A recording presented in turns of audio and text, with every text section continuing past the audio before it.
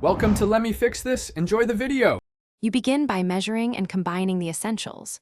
Pour your oil and acid in a bowl using a 3:1 oil to acid ratio so the emulsion starts balanced. Add mustard or crushed garlic now. It acts as an emulsifier and flavor anchor. Sprinkle measured salt and pepper and stir briefly to dissolve salt. Once done, start whisking vigorously while slowly streaming oil into the acid.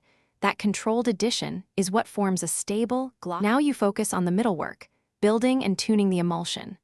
Whisk constantly while pouring oil in a thin stream for about 60 to 90 seconds so the droplets suspend. This makes the dressing creamy and cohesive. Taste and adjust. Add a splash more acid or a touch more oil if too flat or too sharp, and correct seasoning one small pinch at a time. Once the base is right, fold in herbs, a bit of honey, or citrus zest to round and lift the flavor. You complete the vinaigrette by giving one final whisk and tasting for final balance. Strain if you want a smoother texture. Transfer to a jar and chill. It keeps well for 5 to 7 days, and you should always shake or re-whisk before serving because separation is natural. If the emulsion breaks, don't panic.